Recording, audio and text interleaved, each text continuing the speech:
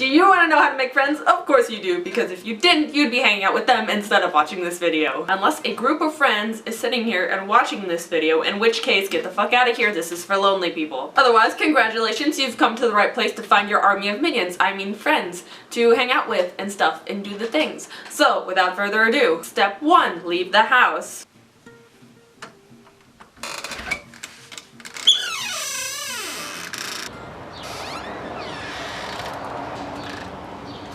I'm free. I'm free. You can't expect to build an army, I mean meet people, unless you leave the house. And don't give me that online friends bullshit, because there's no point in having a friend in Russia if they can't do your bidding in person. Step 2, make a plan. What are you going to ask them? What kind of mind controlling device are you going to use? What blood type are they, etc. Hi, excuse me, do you have time to pledge allegiance to our Lord and Savior Haley Potter?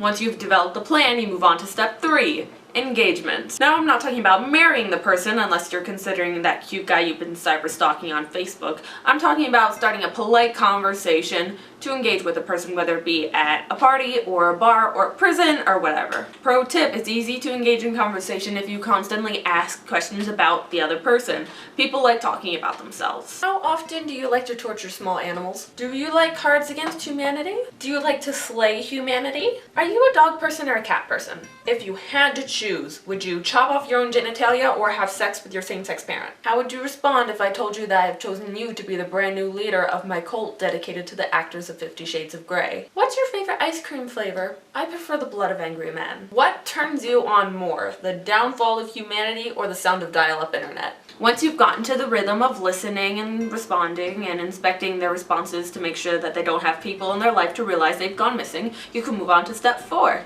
getting their contact information. Now, if I give you my name and number, you have to promise not to give it to a hitman or stalk my Facebook, to use my profile picture to summon my deceased twin sister back from hell, because there's a reason she's there in the first place. You can't get a relationship going unless you find a way to get to them. You can stalk them and go to their house and find their medical records and stuff later, but for right now, a phone number will suffice. Which brings us to step 5, maintaining a relationship. Now this one can be difficult because not everybody has the same work and school schedules, those kinds of things, and you really do have to spend plenty of time in person. Your dungeon may not be set up completely, so you have to hang out in the daylight until it gets finished. So, you know, you can just text them every so often, asking them, hey, what are you doing? Let's hang out, let's grab dinner. Just make sure you don't mention that your favorite meal is human, it's off-putting. Let's go hang out at the cemetery, there's something I want to show you, you know, things like that. But you've got to keep in constant contact with them because they got to let you know that you're not leaving, ever. And if you need to, show up on their doorstep unannounced and guilt trip them, because then they feel like an asshole if they don't invite you in.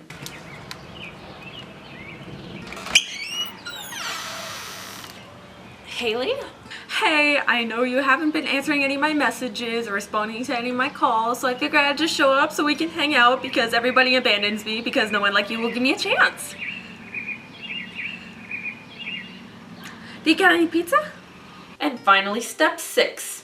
Domination. So at this point you've been over to their house, you've got their social security number, their birth certificate, saved all their medical records, have access to their credit cards, etc. So now they can't actually leave you without the threat of having their identity stolen or possibly murdered. And congratulations! Now you've made friends. All it took was a little hard work and chloroform, and now you've made an army of followers to follow you around for the rest of your life until someone actually calls the cops. But they don't have enough. You know how to hide the bodies well. So have a great time with your new friends. I'm sure they love you, right? Fear is love.